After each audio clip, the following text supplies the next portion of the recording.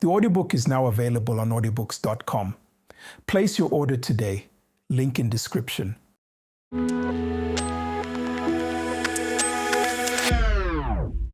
You know, there's a danger in being married and you have so many things that you do apart. Yeah. When it comes to priorities, people give family 30%. Less, yeah. Then they give friends and their personal hobbies and work 70%. We really need to understand what we put ourselves What is into. marriage? What is marriage? It's like we don't know. Like we don't know what we have put ourselves into. Once you are married, and I know people will come with, oh no, our marriage regime, we are married out of community of property. It does not matter. So it's like their partner's presence sucks. The question becomes, why are you married if your partner's presence sucks?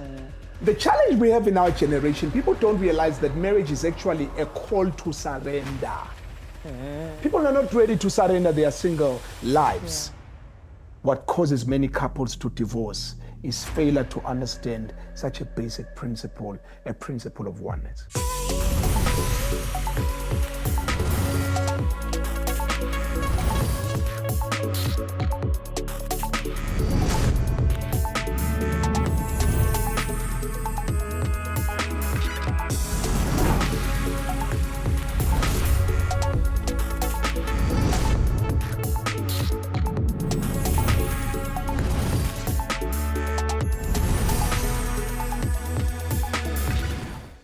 Hello, everyone, and welcome to yet another exciting episode of Love and Marriage with Dr. Bakhe and Nokwanda. We are excited. We are happy to be back here on your screens, small screen, big screen, any screen, really. We are here to discuss yet another, topic that I know you will love to be part of, to take to actually even, voice out your own views about. But before we get there, there's a very interesting comment that we got from one of our subscribers, and she says... So we were talking about, there's a post I made on social media. I said there are no unholy sex positions. So she responded. She's responding to that one. It's, should I say who she is? But anyway... she says human beings have created unholy sexual practices which are not permissible to God according to our purity as Christians. We cannot mouth and blow things and still want to worship and pray with the same defiled mouths which do unholy sexual activities. Mr. Dlamini said. The challenge I have about such comments, once you mention the word defile, it tells me that we still have a distorted view about sex, whereas sex is holy according to the Bible. Sex between two parties is holy. And what two parties do in the privacy of their home... Do you mean two parties that are married? Two parties who are married. What they do in the privacy of their home becomes none of our business.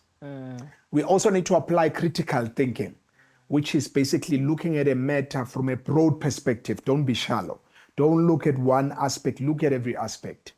If mouthing is wrong, within a context, it depends what she means in a context. If mouthing is wrong, it means that deep kissing is wrong. Okay, is deep kissing holy? The Bible says nothing. So let's be loud where the Bible is loud, and let's be silent where the Bible is silent. Sure. Someone is going to say a doggy style is sinful. The Bible doesn't say it's sinful. Someone could say that based on their cultural prejudices or religious prejudices. One of the people that Jesus struggled with during his time were religious people. They would tell him that is unholy, that is unclean. We need to be careful. We have to only be loud where the Bible is loud. The Bible says nothing about sex position. The Bible doesn't teach us missionary position. It's not from the Bible. So if someone says dog style is sinful, then I move because I'm a critical thinker. I'm a philosopher. I'm a scholar. I move. Is woman on top sin? Then the person might say, no, it's not sin. Based on what?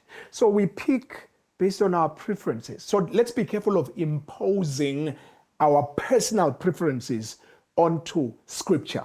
Okay. Let's be careful of making our personal preferences dogma or doctrine. Yeah. The Bible is clear. When something is sin, the Bible will tell you Will something is say. sin. Oh, yeah, that's a big Same. one. But I think we'll need to get time in a day Yeah. to actually divulge and go deep into it. Yes. Today, we are going back to Part the two. subject of excuses that are made against transparency, or excuses that people or couples come up with Yeah. just so that they Their are partner. not transparent. Yeah. So we're doing part 2 of that. We have done that already. Yeah. So we're doing the second take of it. Excuses people make so that their partner doesn't access their phone, Yeah. doesn't access their bank statement. People come with scholastic ideologies. We spoke last week. Some normally say, I don't want my partner to touch my phone because I've got work-related matters. And our summary last week is that oftentimes what causes couples to fight is nothing that has to do with work-related stuff. I handle cases, high-profile cases. I'm bound by a confidentiality code, but we spoke last week, we said there's also shared confidentiality. There's also an aspect of companionship. We owe each other that companionship. When you're stressed by work, you can come and share your work stress with me. This is marriage. This is not the Poppy Act. This is not litigation law. This is not intellectualism. Let's remember, marriage is not an intellectual affair or a philosophical affair. Yeah. It's an emotional affair.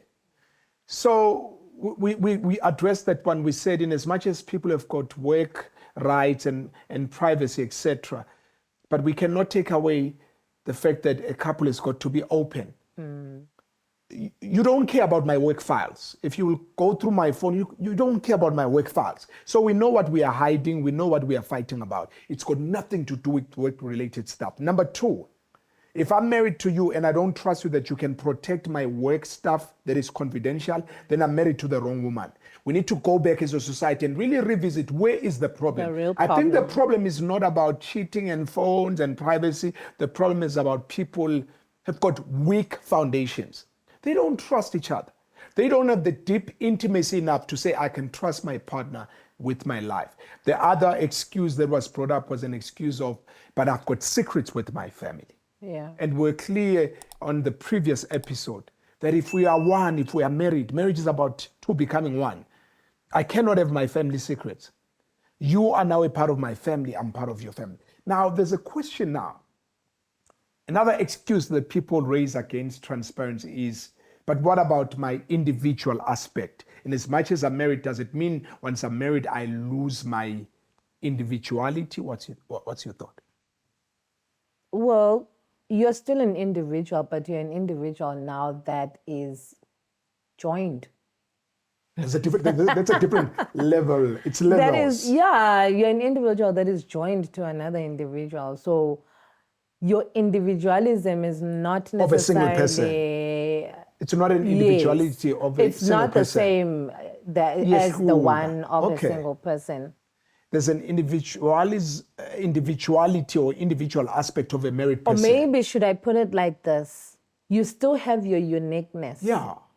You still have also the right to practice, your unique things that you enjoy to do, Activities and stuff. yes, that your spouse may not necessarily enjoy. So that is still you. Being the individual. Yes. But when it comes to information, when it comes to interacting, when it comes to, you're now codependent. You're no longer just an independent person. Excuse me, you are codependent. So now that makes you cannot then have things that you cannot tell or cannot share with your partner. So let me make it practical as we talk about being this individual, but who's married. When it comes to you, are you an individual? But do you operate outside me? Do you have a single mindset? Do you operate outside of me? I am an individual in the sense that I have a life. In that sense, I have a life. I don't necessarily always have to be with you or do things only with you. There are things that we do separately. Same thing with you. There are things you do separately. you're not always with me. So in that manner, I am an individual. You asked, the question was continuing. What did you say next? Forget about it. If we forget, but I think the most important part is you are an individual, but you are married to me. I want to move to this one now. Do you feel controlled? Because some people say, I feel controlled, I don't have a space. We do more stuff together, actually, in as much as you do have your individual life. We were talking about a Friday or a Saturday, we together most times. Sunday, we together, we go to church, come back, we eating lunch. Our free time, our social life, majority of it, about 80%, it's between us, you know. Would you call that being controlled? It's not being controlled. It's the life that we chose. The life of marriage? Yes. It's the life that you chose. Being married is that. You know, there's a danger in being married and you have so many things that you do apart. Yeah. Like you have, like most 80% or 90% of your life, you live apart. There's a bit of a danger there. Like you just share the house, your housemates. Yeah, just housemates.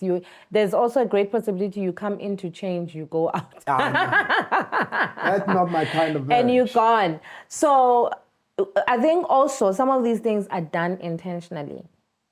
Yeah. Where we say we spend a lot of time together, we are most of the time together. Some of it's intentional. I could go ahead and be alone and do things alone. But because I know I'm in a marriage, because once we start having so many things that we do apart, drifting, you'll hear people say we grew drifted. apart. I've heard a lot of that. We grew apart. I've heard a lot of that. And it seems as if it's a surprise. Yeah. Like they didn't know. But we started doing stuff separate. But yes, once you do things apart, you're no longer enjoying each other's company. Yeah. It's a topic for another day. We'll continue with that one. Yeah. I think we could proceed. It's a topic for another day. But when it comes to you, are you an individual? Would you say you're an individual? Mina, I'm not an individual. I knew you were going to say I'm not an individual. I lost individualism. The day I said, yes, I marry her, I lost my individualism. Yeah, Number one. I knew you were so going to say that. I'm not an individual. It's called responsibleness. Welcome to marriage. Wake up, grow up. I'm not a bachelor. I've got 3 kids. When we get home, the moment I walk through the door, our last born, Onovuyo, 2-year-old, he runs, Daddy. All of them, second born, Olubanzi, 8 years old, she runs, 10-year-old firstborn, they run to me. I'm not an individual. Yeah, package. Which tells I think me that, you said it right. Which tells me that the challenge we have in our generation, people don't realize that marriage is actually a call to surrender. People are not ready to surrender their single lives. They want to be married, but they are not ready to surrender that phone, to surrender those bank statement, to surrender their workspace. For example, you Mrs. Lamin, if you want to walk into my office, it's your office. I got married, the 2 are one. We were merged. So I'm not an individual, and I'm sorry, I will not want to sound politically correct. I'm not an individual. I'm a group. You take me as a group. And as much as I'll do some things alone, but actually my joy, because why did I get married? My joy is being with you. I would rather be seen with you anywhere, anytime, because I'm clear, I mean. Life of singlehood, I was done. I got married at the age of 27 years. It was not by mistake. I was done. I think we also need to give in this individualism a definition. Does it mean singleness? It's about a mindset. Does it mean uniqueness? It's a paradigm issue. A paradigm issue that destroys a lot of marriages, where people see themselves as I, me, instead of us. It's my children. It's your children. It's me. Oh, I'm going out to have some fun. But can't you have fun as a couple? Because you meet a lot of clients that are talking about, the moment they are talking about it, the only time they are talking about fun is when they are having it outside their partner. Yeah, okay. So it's like their partner's presence sucks. The question becomes, why are you married if your partner's presence sucks? You could lock me and yourself in a room for freaking 3 months and I not be given a chance to walk out. I could survive because I married for better or worse, There's something else I want to ask. for rich or for poor, in sickness and health, in oxygen and nitrogen. There are couples that, and I thank God I'm not in that kind of a marriage, but there are couples that experience this conflict where one of the partners is actually a soccer fanatic. Yeah. They just enjoy soccer. The TV must just be soccer throughout the whole weekend. They know Yeah. it's only soccer. And the other spouse is like, I have no idea. And you know what? I am bored to death. I think when it comes to priorities in life, for marriage to work well, the major share of your time, it should be given to family. So let's say maybe 70% of your time should be given to family. In the 30%, that's where your individual aspect comes in. That's where you could do things alone. You could go to your friends. But the problem, That's what I the problem wanted. is why we're having so many divorces. When it comes to priorities, people give family 30%. Less, yeah. Then they give friends and their personal hobbies and work 70%. I can tell you, you will not survive. Yeah. Do you have your own work, own friends, own family, abantu bakho, your Kumagini. people? Do you have that kind of thing where you have your own? This is mine. I don't have my own. I don't have my own friends. My friends are your friends. If you have. If I do have, I think there's just one, two remaining. Because for me also, the aspect of friendship is about a solid inner circle. For me, not anyone can be my friend. And I do have a few friends remaining, but you're my number one friend out of choice. Because we share the same bed. You know, we spend most time together. It's about priorities. I decided to prioritize. So in the few friends that I have, they are your friends. When they come to our house, they don't come to me, they come to us. They come to our kids. You have to be informed. We should have a laugh together. You know, I know your friends. I should be able to have a laugh with them. When it comes to my relatives, I don't have my relatives, it's our relatives. When it comes to work, I don't have my work. This is my work. Get out of my space. It's my world is your world. You know, if you want to come to, I know couples, Mina, who don't invite each other to a work Yes, work function. No. Then I have a problem. What about my family? Your family is my family. I always go, I rock up there, I support. I mean your They family. Like, don't you ever feel like this is my family? No, I no, no, understand no, them no, no, better. no, no, no, no. I know how they would do things.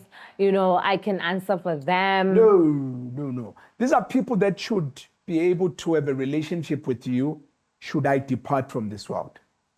You will be able to, you have a responsibility when it comes to the children. You need to be able to help each other when it comes to raising these children. If I don't allow you to build a relationship with them, I'm just creating a ticking time bomb. Welcome to Love and Marriage Today. Always awesome. It's heated up.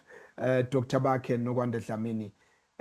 Do you have your own work, your own family, your own sweater, your own? I don't even have my own sweater. I don't. That's how deep. Because you are able to just rock up in my things. Yeah. You wear my... I like that. I like that. But yeah, I don't have my own whatever could be work, friends. Like you said, friends that I have are your friends, you know.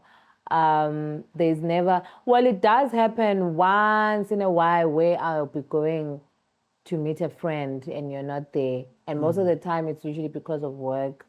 But it's rare. It's rare. And also that friend that I'm usually meeting, it's not a a strange friend to you. It's not a strange person. You already know this person. You interact with this person. I don't have well, we've spoken about how family, and the things that we share about family. So my family is your family. You are my gossip mate. Yeah. Yeah. If you put it Yes. that way. We are fixing the country. You are my gossip mate. Yeah. If I've got Mukosi, I always run to you. Talk about, I was looking the other night, I saw something on Facebook. I normally share clips, crazy clips with you. You share stuff with me, we laugh. And I think that's what companionship is about.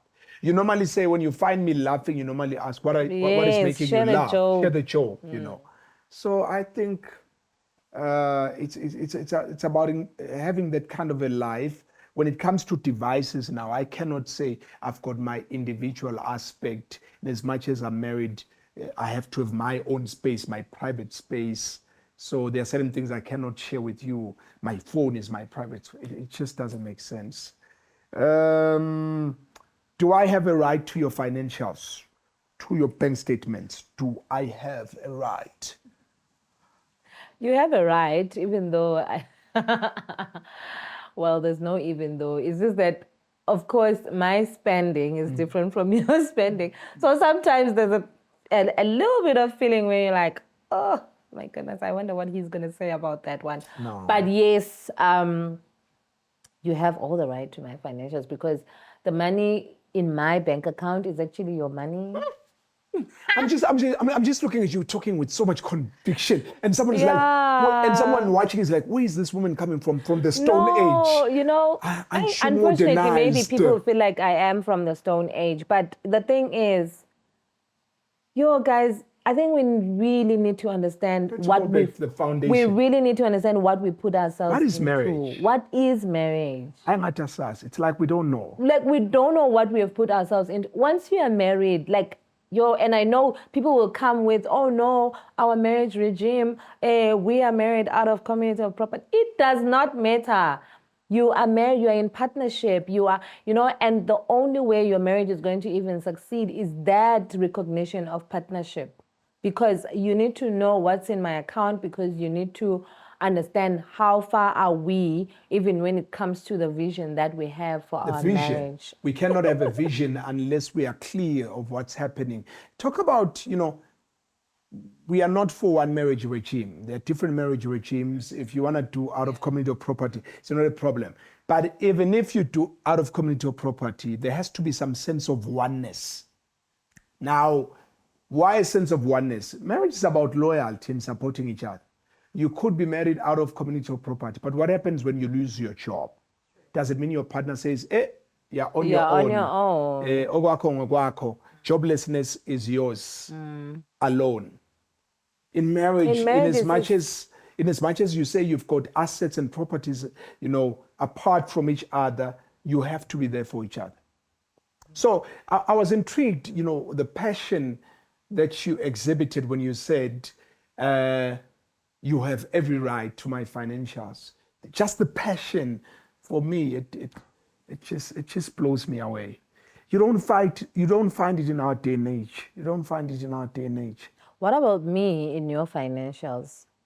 You have every right. You have every or we sound like we're coming from the Stone Age. Yes, you are sounding like I'm pinching myself. You're making it obvious. No, you have every full right, and I'm not doing it for TV. I know the critics normally say, TV. When we got married, we sat down, we had a constitution. Two people cannot journey unless they've agreed. Sit down. I said to you, I remember when we were still dating, I said to you, should it happen one day I lose a job, it doesn't mean I'm no longer the head of our home. I'm no longer your husband. You'll have to fulfill your responsibility. Take care of us up until I'm back on my feet, because we're married for richer, for poorer, for better or worse, in sickness and health. So you have every right to my financials. If you need my financials, anytime. We did speak at a point in time. You spoke about my company. You said I'm really worried. If you could die, I wouldn't know what to do with this thing of yours, with this machinery of yours. It really worried me. Immediately I called the banker. I said, add my wife into the notification, the account notification. So from there, you started to receive notification. You know every transaction that comes in. Does it take anything from me? It takes nothing from me. Actually, it benefits me. Because what I want to know is that if I could close my eyes for the last time today, I want to know that you could run this machinery, and I want to know that our children will be taken care of. Yeah. Challenge with black companies is that oftentimes when the owner dies, the company dies. Because we don't have a succession plan, there's a lot of secrecy. So you have a right, Sami, to my financials. If you wanted a statement, a bank statement, I can give you any time because I've got nothing to hide. All you are going to find there is not roses bought on behalf of side chicks. You're going to find business. And that's how I know marriage to be. Interesting. Interesting indeed. What about buying properties without your partner's knowledge? Because I've met such cases. I've met clients who are in serious marital crisis because my partner went and bought a property without involving me. My partner went and bought a car without involving me. What do you think about that? It goes back to what you spoke about when you said people are not ready or willing to surrender their singlehood or singleness. I don't know how it's called, but they're not ready to surrender that I'm not single anymore. Yeah. There are certain decisions I cannot make on my own anymore. So I don't necessarily think I need to tell you that I'm going to buy bread or I'm going Petty to stuff. buy. I like that you brought that one up. Because Yeah. some people will feel like we are talking about controlling each other, not breathing and pettiness. We're not talking about buying bread. Like even maybe a pair of shoes or a pair of Yeah. jeans. I don't think I really need to Yeah, tell you. yeah. But buying a whole house, A whole house. a whole house, and you don't know. A whole Harley What am I Davidson. saying? What am I saying? Am I saying I am preparing? Because there's things like that, eh? And there's things that you find that they are spoken in women gatherings, wife gatherings, where they speak about how you must always have like a reserve. I born sangalo. I don't even know if I'm supposed to be saying this. For me, it goes back to the foundations of our marriages. Yeah. Kusho ukuthi sakhele phezu kwamaphepha. Yeah. Our marriages are You built. are in there getting ready to check out. Our marriages are built on card boxes, and the sooner we are honest, the better it will be. We don't trust each other. That's why we create the barriers on the phones, the barriers on the. I've had clients who fight. My partner said they want to have an access to my bank statement, and they fight. They are still fighting today. Some people are still fighting today. Some people are divorced because they just refused with the bank statement. Yeah. Honestly, if you want to see my bank statement, what do I have to lose? Yeah. So get people, that's why they buy houses and build houses at their home, family, like parental homes. Wakamalum. Wakamalum. Yes. Siyabazi. Build, they are taking care of the unknown future. They are taking care of the unknown future. And they want to do that without their spouse. And I don't want us to sound stone age and uneducated or uninformed. There are people who are married into with antenuptial contract without accrual, which means out of community property. But there should be transparency still. Transparency. Some people say, I come into this marriage with these children. And I have a property for them. Should I die, yes. I want them to have. But it should be communicated. Even the one of the reserve, even the one of building or of buying a house. But yes, all I'm saying is just say that, you know what, I don't want to play a fool. Not that to say I'm making you as if you're not trustworthy, but it's a thing of I don't know. I don't want to find myself having lost everything. For instance, we have a company and it's in your name, and if anything would happen, you know, they would take the company as well, you know. So if we could have that reserve, just that would not be in your name, you know, things like that. But at least it's spoken Be a about. reserve we've agreed on. Exactly, we've Number agreed two, on it. If I go down and we go down, for me it's not a problem. Yeah. We're married for better or worse. True. And always, why do we always have to think the negative? You know, what if your company is liquid? What if we do well? You know. What if we do well? That's true. So for me, it goes back to the foundation of the marriage. So we're talking about excuses as we are wrapping up.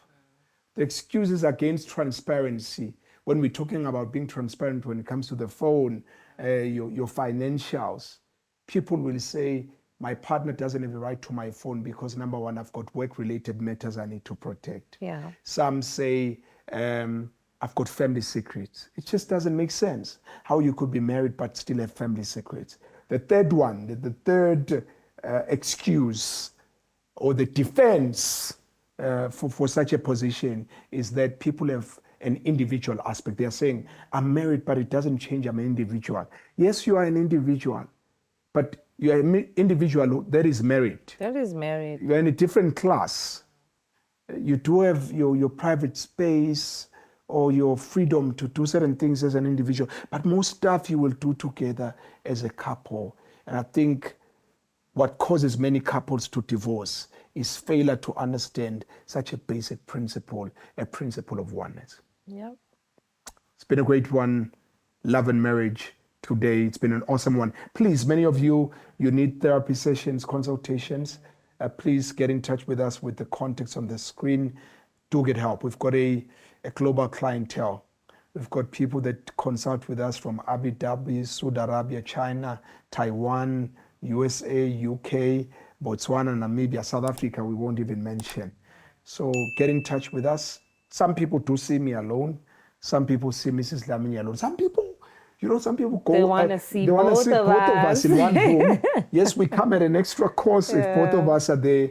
But whatever you want, we are there for you. We are not propagating or preaching a message of snooping into each other's phones or controlling each other or high suspicion, but we are propagating a message of transparency. And trust. One thing we can argue about everything, but if there's one thing we cannot argue about is that you can never have intimacy as long as your partner feels you are holding something against them or from them. Transparency creates the trust. It creates the intimacy. I'm so connected to this woman because her life is so bare. She's open. She's connected to me because I'm open. Please, let's subscribe. Let's follow. I'll see you on the next episode. It's going to be a blast.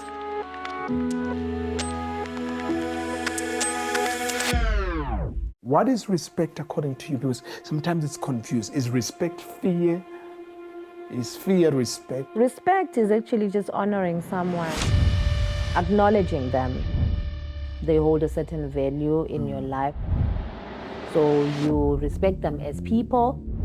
You also respect them as who they are in your life. Some couples actually fight to a point of divorce because of that lack of that individual identity. They don't have an identity. They don't have a voice.